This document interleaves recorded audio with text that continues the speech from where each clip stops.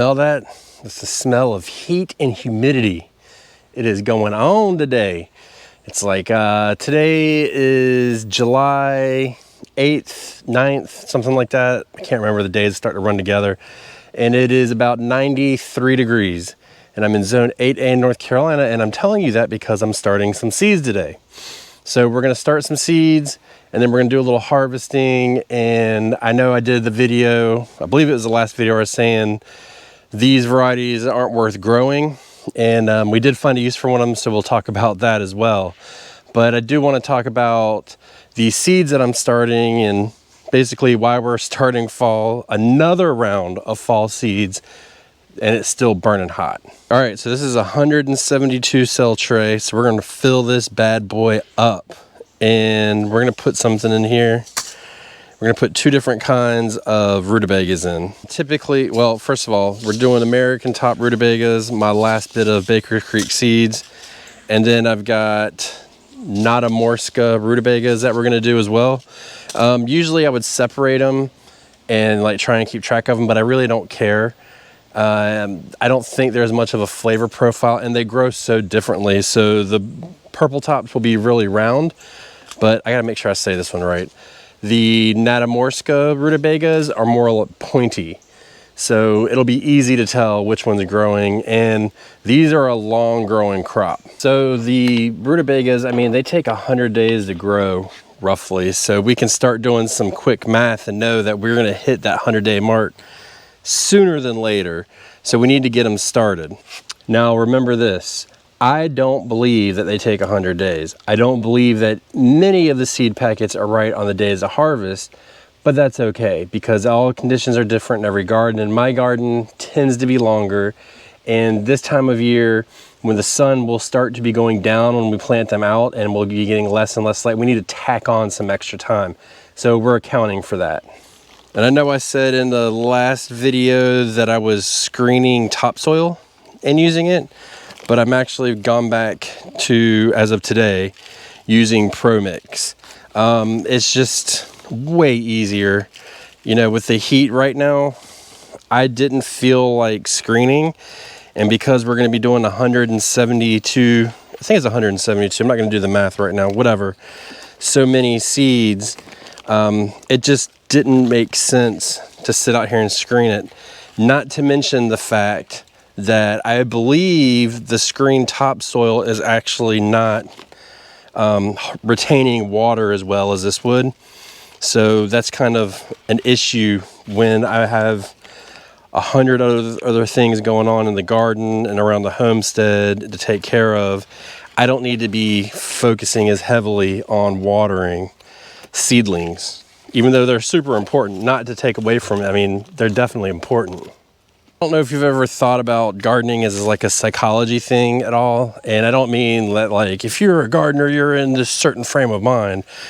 But at this time of year, we are definitely in a different frame of mind than we are in the spring.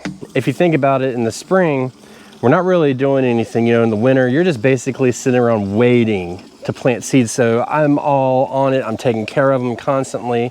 I'm looking after them, I'm watering them. I probably water them too much because I'm so anxious, but this time of year is really, really hard to take appropriate care of seeds for me.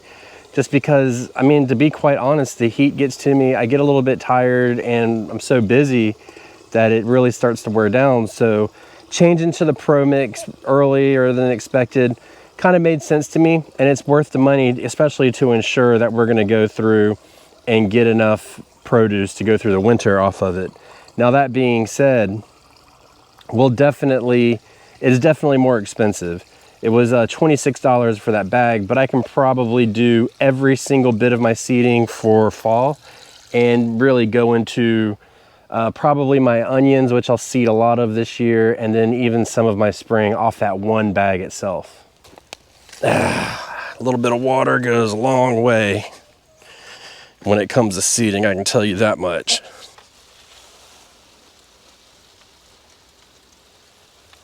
All right, so they're all planted, and I'm just, the same thing I've been doing is I'm gonna leave them out here in the shade until they come up, and then I'm gonna move them inside. It just eliminates me having to dome them because it's so humid right now. It's not a big deal. The heat, I don't have to put the heat mats on them or anything. And just like these broccoli over here, I'm gonna show you in a second my broccoli and the stuff I've been propagating before we move on. Just kind of let that stuff go. The broccoli is going in tonight, and then all the other stuff is just kind of is what it is. So here's our tray of hybrid broccoli. It's all doing good. Not much to say about it, but it's definitely gonna go inside because it is starting to get really, really warm.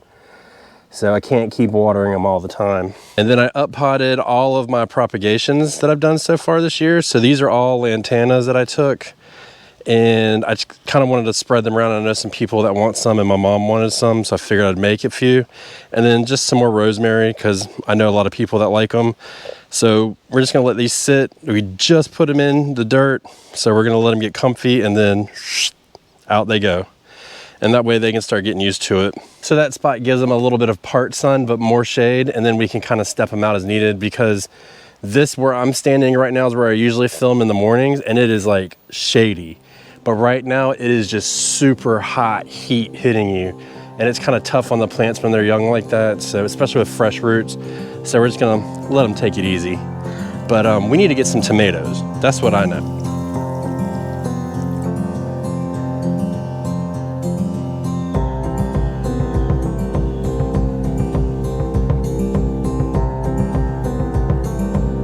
So this is that one that we tied up not too long ago. And I just want to take it and tie it up one more time. Get a little bit more straight. And so it's starting to stand up. That tying up has definitely saved it from the storms. But look at all the tomatoes it's put on here. So we need to get these. And even though I said that I didn't have huge uses for them, got worm damage. That's army worm damage, more than likely. Just so you know. So a little bit of BT will take care of that. So that's for the compost. But we'll start getting these. I mean, it started dropping some of the tomatoes. And I actually found a use for them. Come over here in the shade for a second. So we planted a bunch of them over here in this bed. We were under the impression that they were gonna be bigger tomatoes, in case you haven't seen the other one, but they're not. They're just dwarf plants with dwarf tomatoes. But we put 3 extra plants in here. So typically when we grow tomatoes that size, we grow 1 plant. So that being said, it's so late in the season now, it's like, well, what do we do? So we're gonna keep growing them. But where you figured out, I was looking around, and there's a lot of ways that you can preserve cherry tomatoes and cherry sized tomatoes, because I hesitate to call them cherry tomatoes. But the way that we're gonna do it is we're going to dry them. And then I just have to find a way to incorporate them into my meals and stuff. But I think that's the best way to do it, is just to dry them and try and stay on top of them. And I mean, I did 1 small batch the other day, and I'm gonna do these again. And I got half of a quart jar of them. So with this batch, that after we go around, I guarantee you we're gonna get at least a quart jar worth after they're dried, which is a lot of sun-dried tomatoes. Excuse me, dehydrated tomatoes.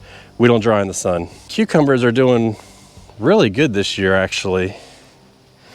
So you can see this doubled in size from yesterday.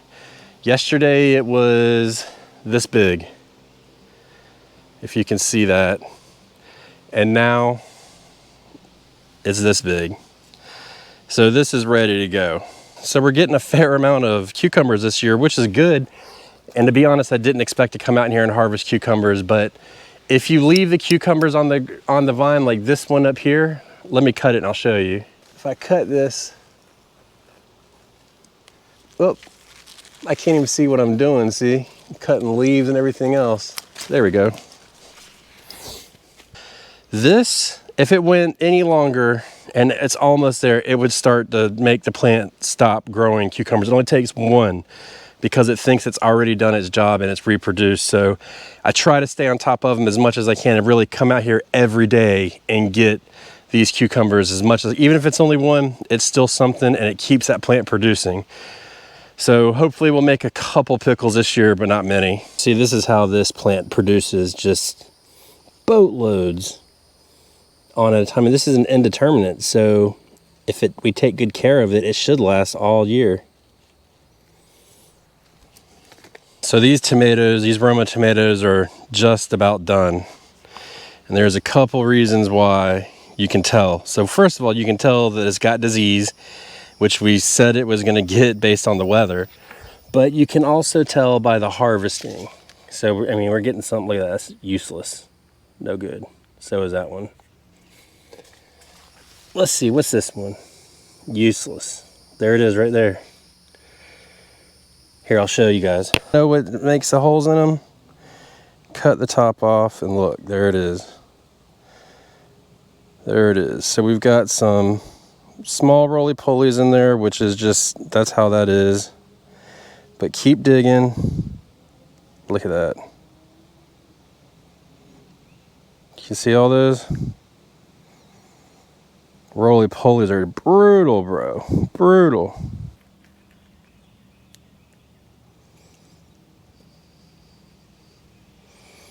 Well, it's the army worm. You can't see it, but I know that's what it was. I know it. You can't tell me any different. Damn it. And so usually those come in right after the disease sets in.